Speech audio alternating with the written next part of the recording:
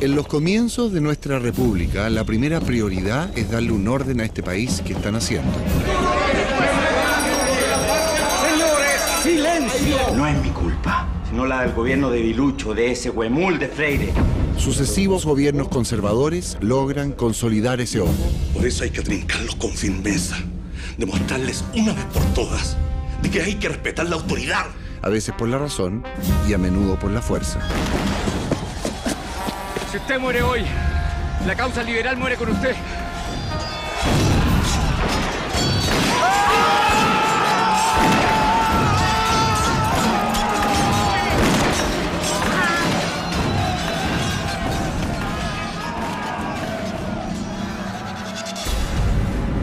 Pondremos fin a 20 años de atrasos y tinieblas. 2 levantamientos armados de los liberales fracasan. ¡Revolucionario! En 1861, los liberales consiguen el poder y el progreso se transforma en su principal objetivo. El desafío es obtener los recursos para financiarlo. Una nueva alza en el impuesto al salitre. Y esto es inaceptable. Desde que el Perú nacionalizó sus salitreras, sus fuerzas armadas han ido creciendo. Esto es absurdo, señores. El presidente peruano es un gran amigo. La solución está enterrada en un desierto en disputa. Un desierto que nos lleva a la Guerra del Pacífico.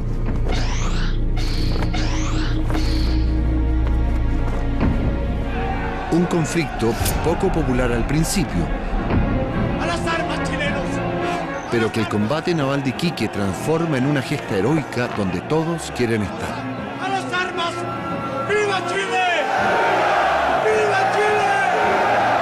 ¡Viva Chile!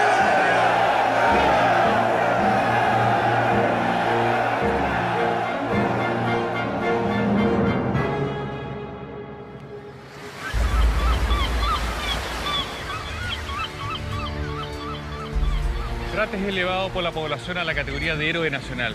Y está la demanda por reclutarse, que incluso hay cuarteles que tienen que cerrar sus puertas. Es increíble lo que provoca un acto como el de Prat. Sí, pero hay un problema. ¿Cuál? Como toda nuestra atención está puesta en el norte, hay territorios en el sur que descuidamos y que son mirados con mucho interés por uno de nuestros vecinos. José Manuel Balmaceda, el comisionado diplomático del gobierno del presidente Aníbal Pinto en Argentina, está especialmente preocupado de este tema. De hecho, la muerte de Prat lo pilla en Buenos Aires.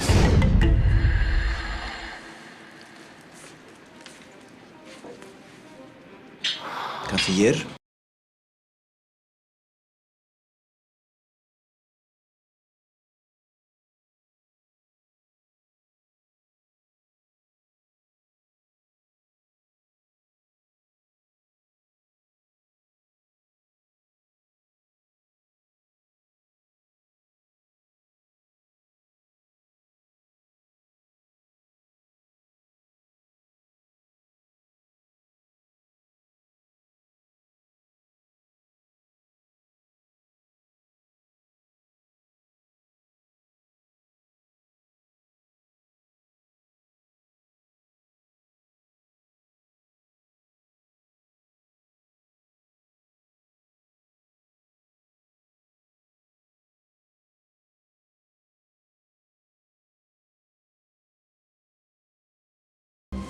Y yo asumo que la cercanía de su gobierno con la del Brasil no debe preocupar a la República Argentina.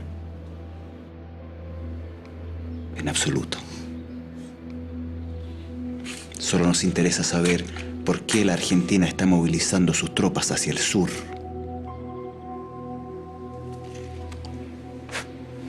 Solo queremos limpiar la zona de indios.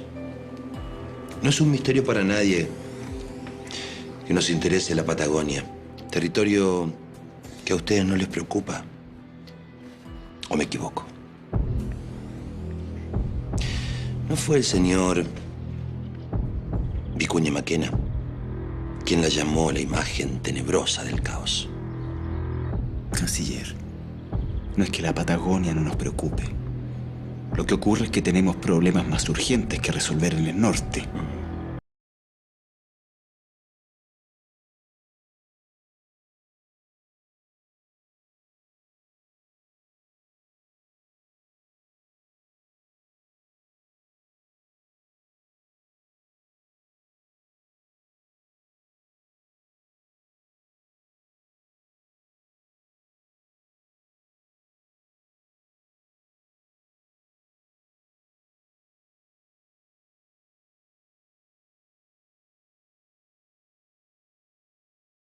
Chile no puede asumir un nuevo foco de conflicto en sus fronteras.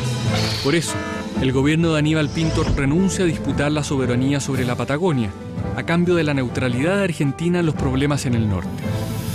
Y así Argentina incorpora a su territorio 1 millón de kilómetros cuadrados, aproximadamente el tamaño de Colombia.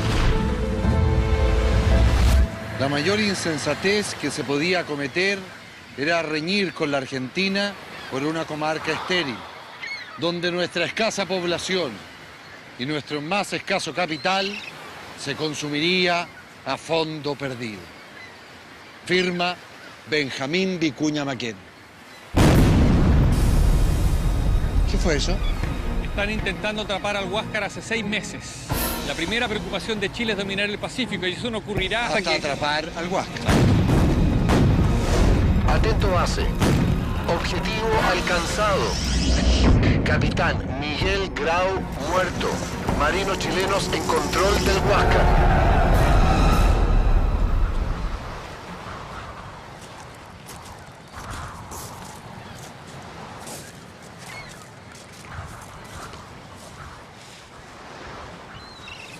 Aquí fue el combate naval de Angamos, el último enfrentamiento importante.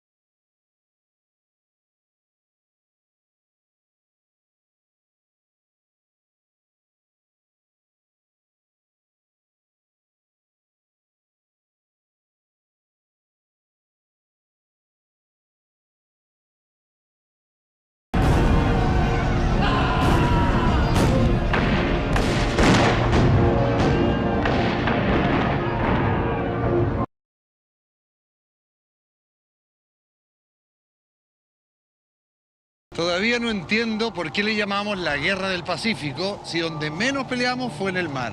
Porque el control del Pacífico es vital para ganar la guerra. Pero hoy se la está empezando a llamar de una manera más adecuada, que reconoce el origen de todo. El salitre. La Guerra del Salitre.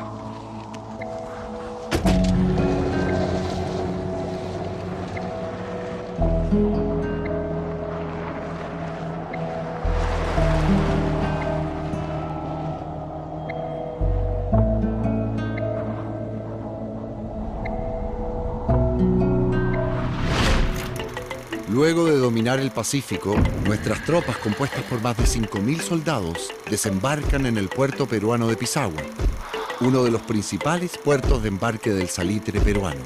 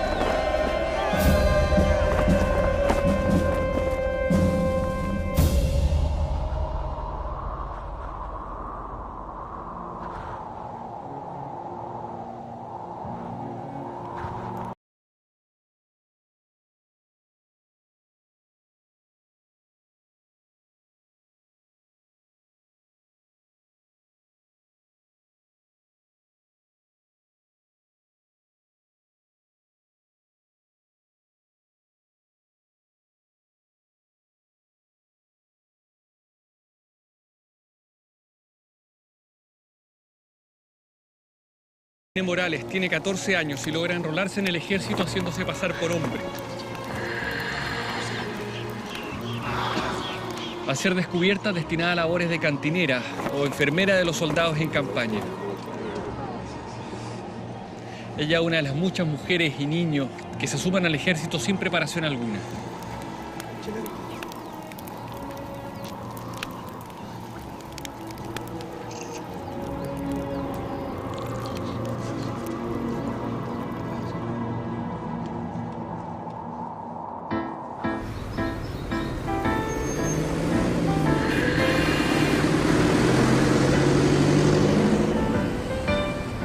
La situación política de Perú y Bolivia, que ya es inestable, empeora con cada kilómetro de avance chileno.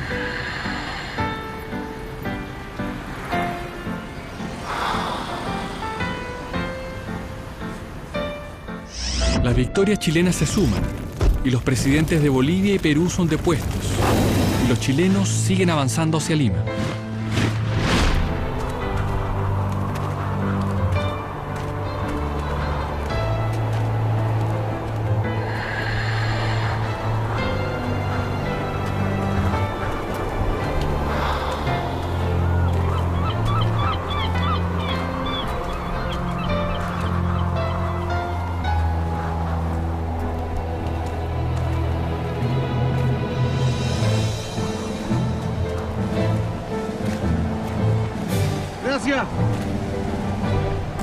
Me imagino lo difícil que debe haber sido para los soldados avanzar en medio de esta aridez y de este viento. Y la gran mayoría a pie, ¿verdad? Para no morirse de sed, mucho pez en su orina. Después de este difícil desplazamiento, 11.000 soldados chilenos llegan al campo de Alianza, donde se disputa la batalla de Tacna. Vamos.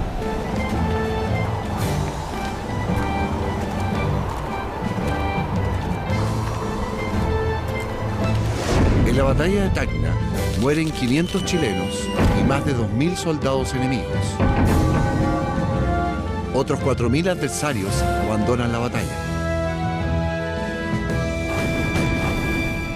Con sus fuerzas aniquiladas y sufriendo nuevos y más serios conflictos internos, Bolivia se retira de la guerra en 1880. Nuestras tropas avanzan rumbo a Lima, mientras el ejército peruano se repliega. Se libran sangrientos combates en Miraflores, Barranco y Chorrillos.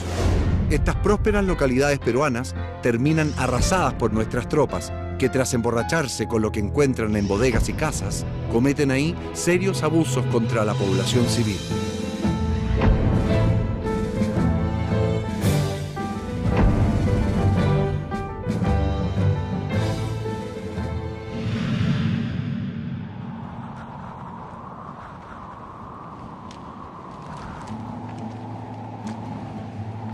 Todo ejército de ocupación comete atrocidades, y el nuestro claramente no fue la excepción.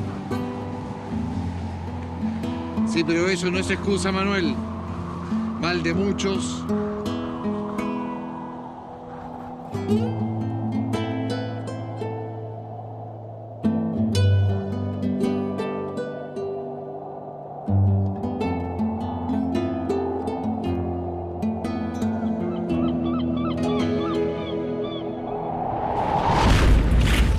En estos momentos, las tropas chilenas hacen su ingreso a Lima, en el más perfecto orden, lo que contrasta con los desmanes que han cometido en los últimos días y que han provocado denuncias de varios consulados europeos.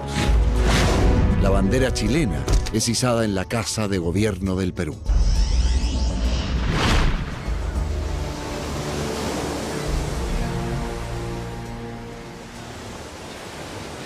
¿Te imaginas, Manuel, que viéramos la bandera de Perú o de Bolivia flameando en la moneda?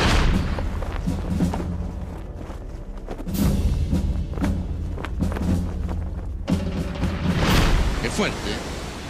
Esa relación históricamente siempre fue muy complicada. Podríamos decir que todo parte con los incas, cuando expanden su imperio hasta nuestro valle central y de ahí hasta el valle del Maule. Luego viene el virreinato español, con Lima como metrópolis y Santiago como una pobre sucursal fronteriza. Una tierra terremoteada y extrema, donde lo único permanente parece ser la guerra.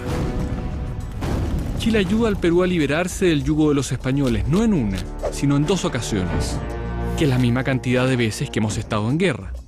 Pero a pesar de las tensiones, luego de esta guerra lograremos convivir en paz, con disputas propias de cualquier vecino.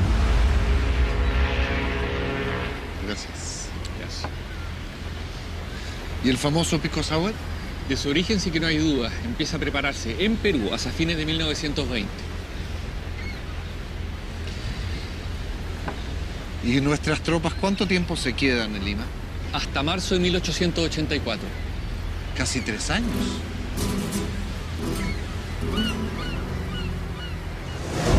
Durante esos años, los peruanos concentran su resistencia en la sierra, donde se desarrolla una suerte de guerra de guerrillas. Así es. Ahí una compañía chilena es masacrada completa en una emboscada. ¿Sabes quién comandaba esa compañía? ¿No? Ignacio Carrera Pinto, nieto de José Miguel Carrera.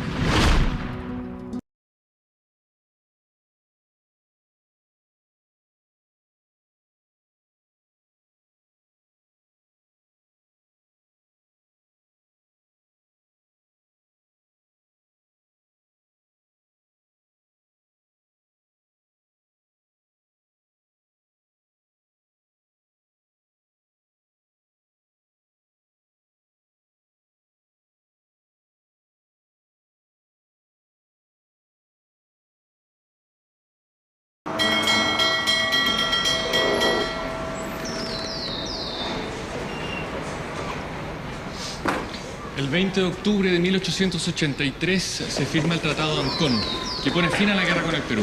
¿Y cómo queda el mapa después de todo esto? Busquemos un mapa y te explico.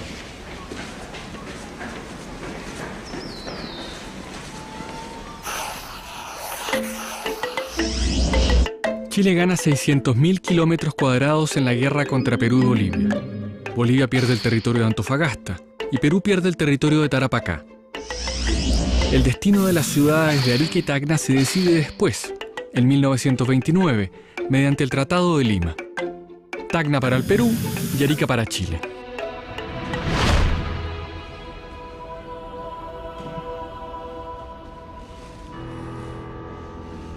Y perdimos la Patagonia completa. No exactamente, porque nunca fue nuestra. Era un territorio en disputa. El salitre queda en manos del Estado chileno, pero este entrega en concesión gran parte de la explotación a los ingleses. El principal beneficiado es un solo hombre, que va a ser conocido como el rey del salitre.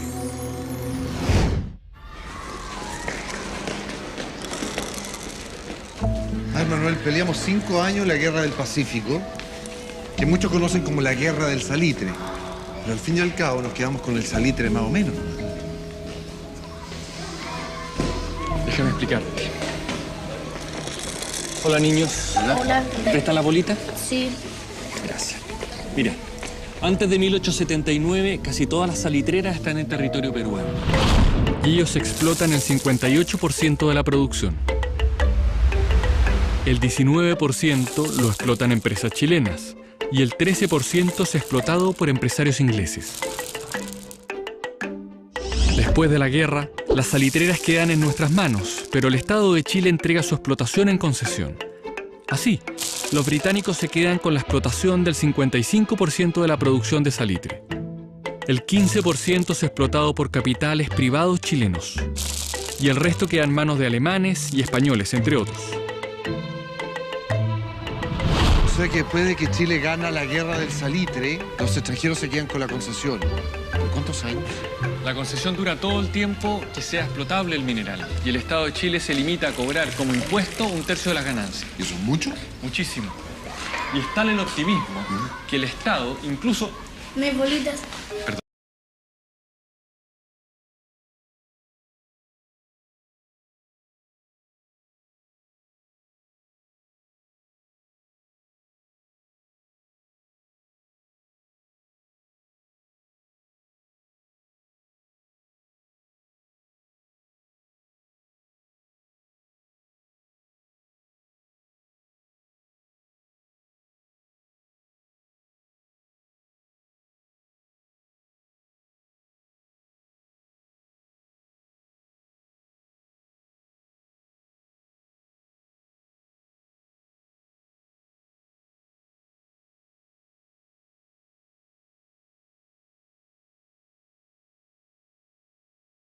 recibido el dato de que nuestras autoridades respetarían la propiedad en las zonas ocupadas.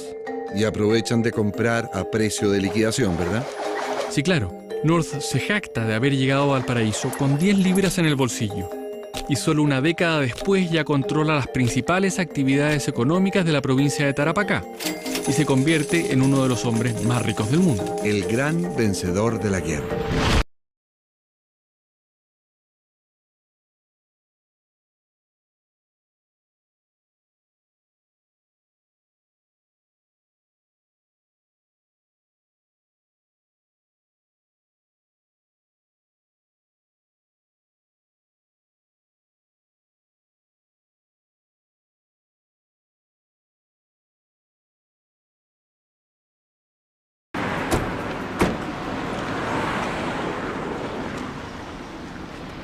Y los pobres de esa época, que entiendo eran la gran mayoría,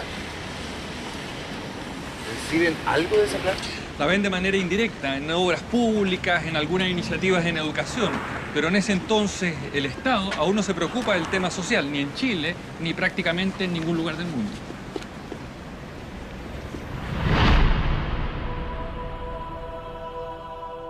La principal ayuda social para los desposeídos proviene de iniciativas privadas. Las ollas de los pobres, las asociaciones de caridad, las sociedades de beneficencia y las mutuales. Durante la década de 1880 el mundo está en plena revolución industrial y los hombres de nuestra clase dirigente se consideran a sí mismos como los únicos líderes capaces de llevar el progreso al país. Progreso que a estas alturas avanza a toda velocidad, como un tren, al que si no te subes, te atropella. Sí.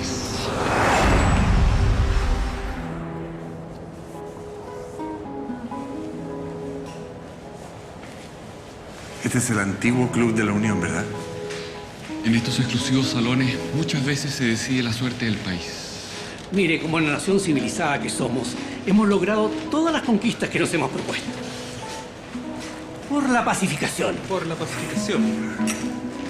Por fin estamos hablando de paz.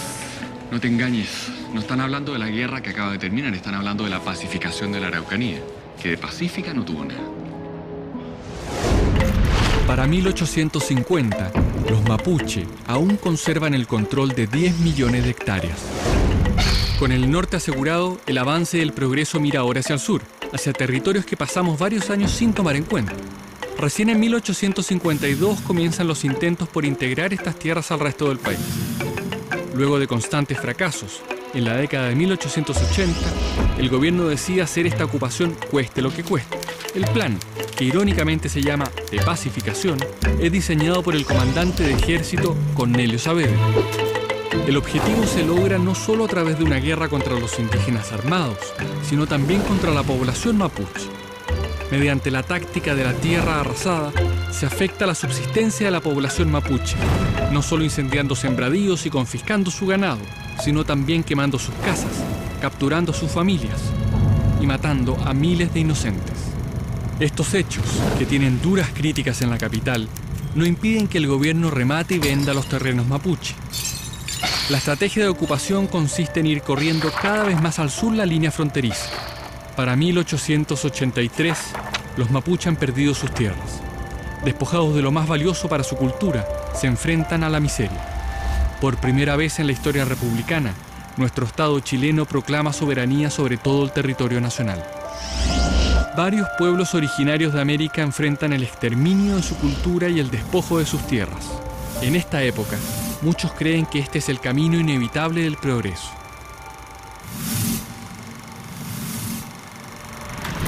En todo este proceso, los 10 millones de hectáreas del pueblo mapuche quedan reducidas a 500.000. Un 5% de lo que tenían.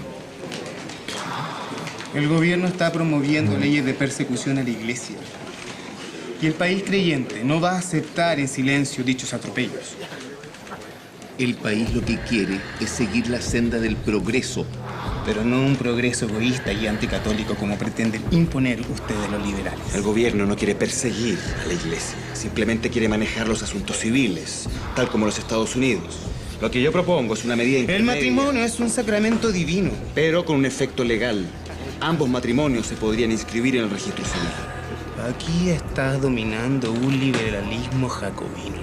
El progreso del país necesita de un Estado más fuerte. Yo lo único que veo es un Estado sin principio, donde su único objetivo es la persecución.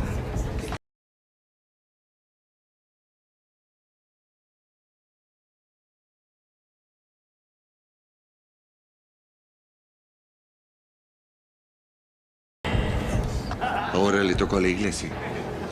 Organizar un Estado moderno significa, entre otras cosas, suprimir algunos de los privilegios que el clero tiene desde la colonia. ¿Cómo cuáles? Como el fuero eclesiástico, que impide que los tribunales civiles juzguen a los sacerdotes y que fue suprimido en el gobierno anterior. Gran privilegio. Sin duda. Pero esa medida resultó menos polémica que las que están discutiendo ahora. Estas nuevas normas, llamadas las leyes laicas, se aprueban durante el mandato de Domingo Santa María, cuando los liberales cuentan con mayoría absoluta en el Congreso. En ellas se pone fin al monopolio que la Iglesia mantiene sobre 3 momentos claves de la vida de las personas: el nacimiento, el matrimonio y la muerte. El recién creado registro civil se encarga ahora de oficializar los 2 primeros, y en los nuevos cementerios públicos se pueden enterrar personas de cualquier credo, ya que antes los no católicos solo podían descansar en los llamados cementerios disidentes. También se prohíbe enterrar difuntos en las iglesias, lo que provoca tanta molestia que parte del clero llama a sus fieles a no respetar las leyes. Y dígale a su gran amigo, el ministro Balmaceda, que si el gobierno lo presenta como candidato a la presidencia, cuenta desde ya con nuestra más férrea oposición.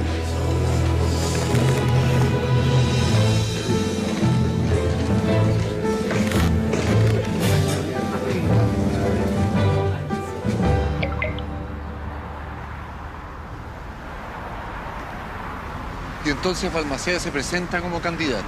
Así es. ¿Cuánta gente vota? De los 2,5 millones de habitantes de esa época, votan solo cerca de 50.000, o sea, menos del 2% de la población. ¿2%? Más encima, solamente pueden votar los hombres mayores de 21 años que sepan leer y escribir. Y que no sean sirvientes, bueno, y que estén inscritos. Y el proceso de inscripción está plagado de obstáculos. O sea, no vota nadie.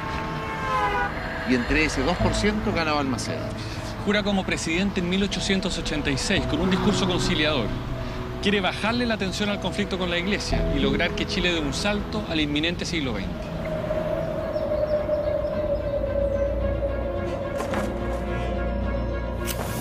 Su religión es el progreso. Realiza la gira más grande que haya hecho hasta entonces un presidente de Chile por el país. Crea el Ministerio de Industria y Obras Públicas, al que dedica más de 1/5 parte del presupuesto nacional. Un presupuesto que se ha multiplicado en los últimos años gracias a la industria del salitre.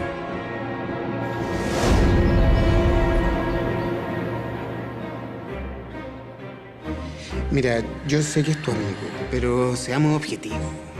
Otra escuela de medicina, otra academia de guerra, otro internado de 400.000 pesos. No será mucho. ¿Para qué tanto?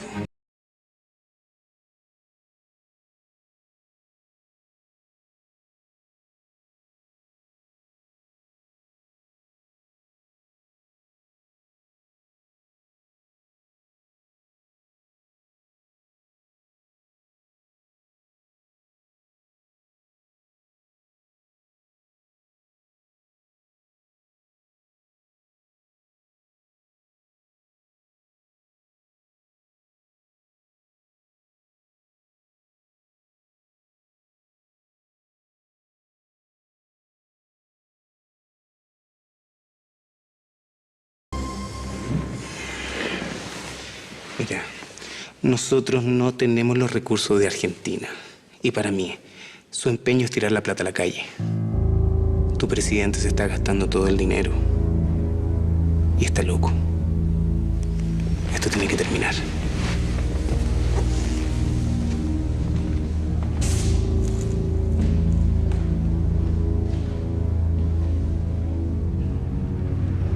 ¿Pero no están los recursos del salitre para que Balmaceda financie su proyecto de modernización? Sí, pero Balmaceda no cuenta con la aprobación de la mayoría del Parlamento para utilizar esas plata. Y esto es lo que lo hace entrar en un túnel sin salida.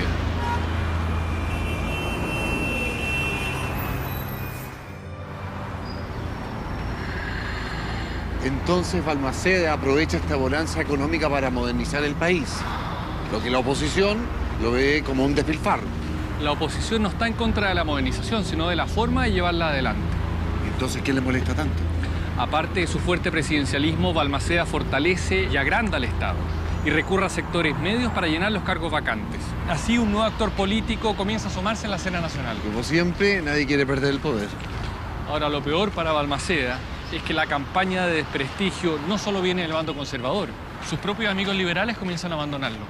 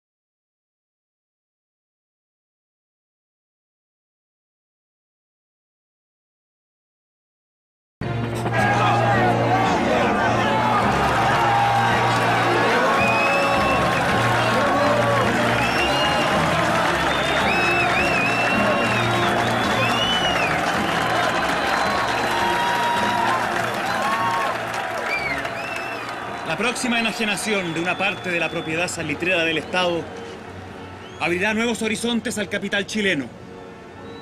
La aplicación del capital nacional en aquella industria producirá los beneficios de la exportación por nosotros mismos de nuestra propia riqueza y la regularidad de la producción sin los peligros de un posible monopolio. Porque no aceptaremos jamás la tiranía económica ni de muchos ni de pocos.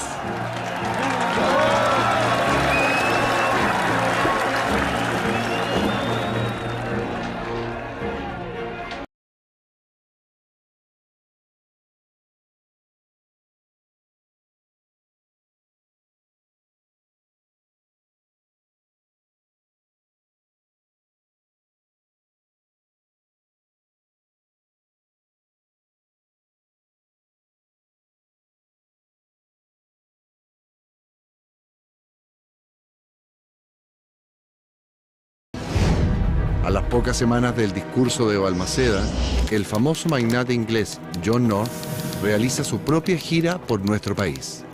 En su viaje, se reúne 3 veces con el presidente Balmaceda y ambos catalogan los encuentros como un éxito.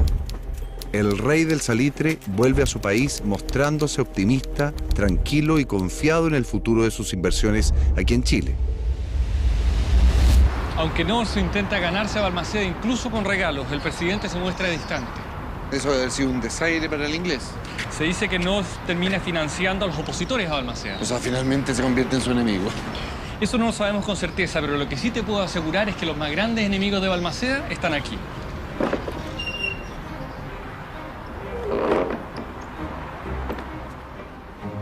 ¿Quién juzga si la demencia se apodera del presidente? La Cámara tiene la facultad de declarar vacante el cargo en ciertos casos.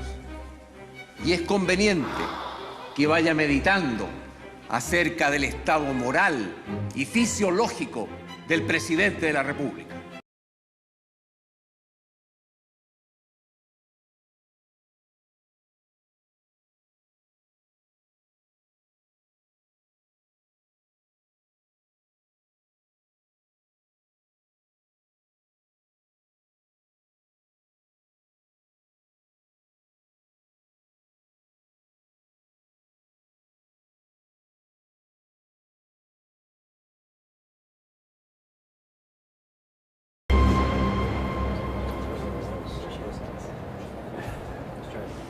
En el Congreso la oposición es mayoría, obligando a Balmaceda a cambiar de gabinete 14 veces. ¿14 veces?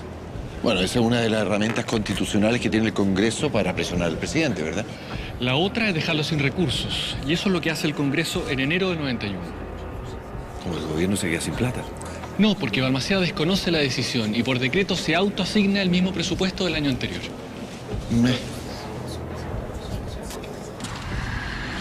Balmaceda no cede, aunque eso le signifique transformarse en un presidente autoritario, propio de la Constitución del 33. Lo mismo que él siempre criticó.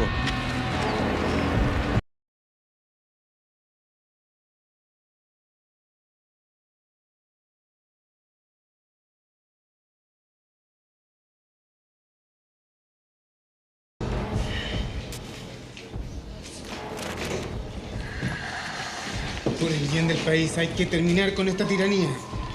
Yo le dije que estaba loco. Mira lo que está haciendo tu amigo.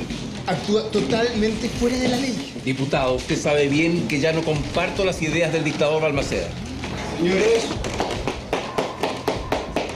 Señores, la policía nos tiene rodeados.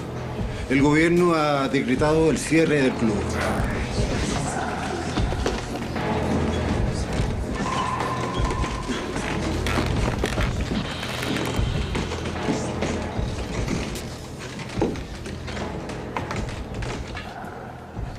Balmaceda cierra los tribunales, clausura los medios de oposición, pone fin a la libertad de reunión y encarcela a los opositores. Para muchos ya es un dictador. Se desata la guerra civil.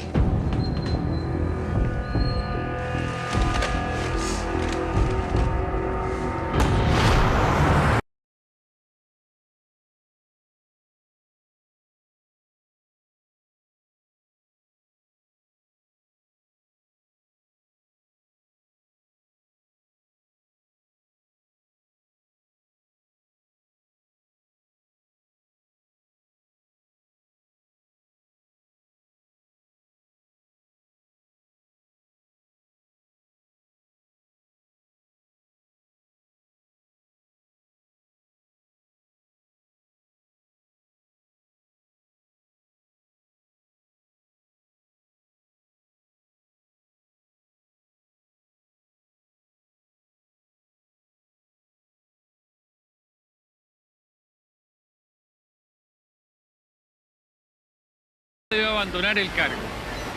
Ya no sería por la razón, ahora sería por la fuerza.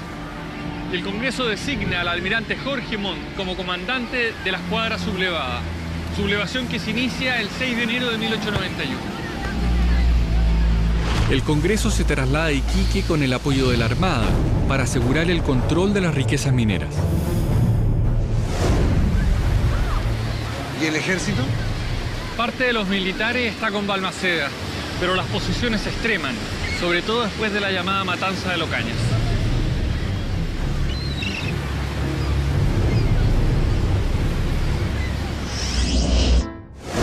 ...70 jóvenes de la alta sociedad, junto con unos 20 artesanos, se reúnen en el Fundo de Locañas, de propiedad del diputado conservador Carlos Walker Martínez. El grupo planeaba un atentado para destruir el puente del Maipo, con el fin de evitar el agrupamiento del ejército balmacedista. Pero las fuerzas del gobierno irrumpen por sorpresa y fusilan a casi todos los que estaban en la reunión, sin juicio alguno.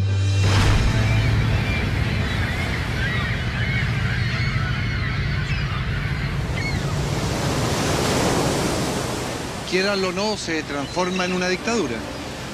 2 días después, el derramamiento de sangre se traslada aquí, a Concón.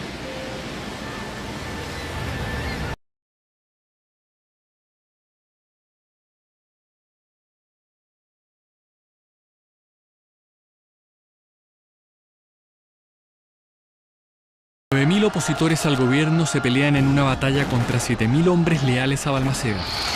Varios soldados que han luchado juntos en la guerra contra Perú y Bolivia ahora se enfrentan a muerte. El ejército balmacedista es derrotado. En total, mueren cerca de 2.500 chilenos. Después de Concón hay enfrentamientos en Viña del Mar y finalmente ocurre la batalla de Placilla, cerca de Valparaíso.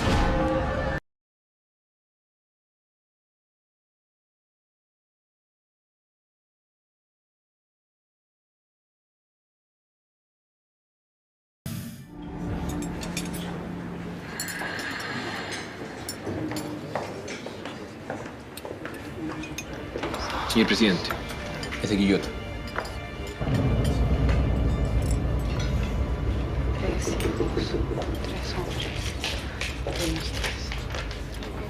Derrota completa. Los nuestros peleaban sin valor ni entusiasmo. Botaban las armas y se pasaban a engrosar las filas del enemigo. ¿Ocurre algo? Nada que valga la pena mencionar, menos en la celebración de su santo. Quiero proponer un brindis por mi querida Emilia. Salud.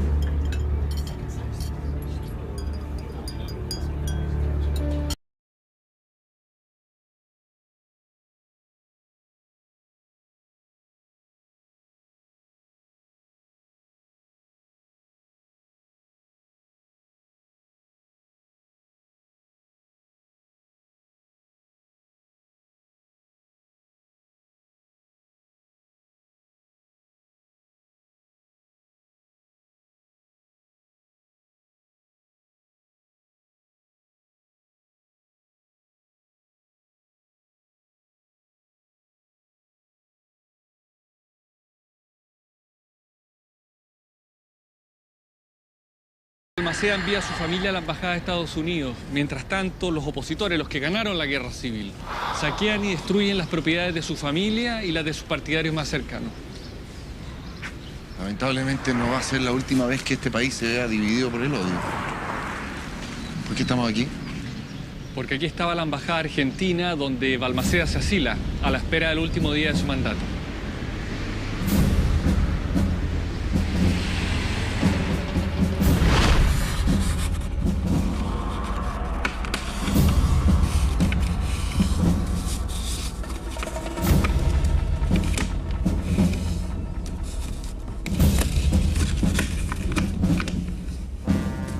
Querida Emilia, no puedo permanecer más tiempo en este asilo sin comprometer a los dueños de casa que tan bondadosos han sido conmigo. Mi vida pública ha concluido. Debo por lo mismo a mis amigos y a mis conciudadanos la palabra íntima de mi experiencia y de mi convencimiento político. El triunfo y el sometimiento de los caídos producirán una quietud momentánea, pero antes de mucho renacerán las viejas divisiones.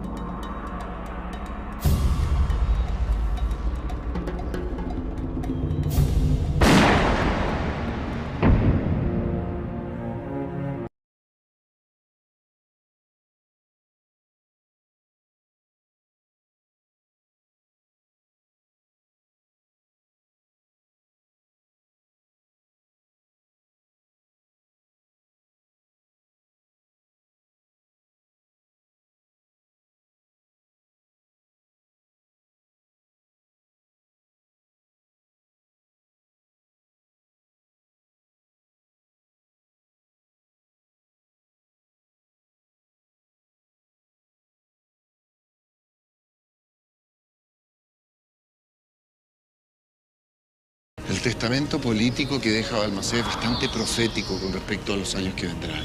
Balmaceda tiene el presentimiento de que sus enemigos solo están ganando tiempo. Y que los problemas que él intentó solucionar les van a estallar en la cara. También resultan proféticas las palabras de su hijo Pedro. Pocos días antes de morir escribió: en las naciones civilizadas el único tirano es el progreso.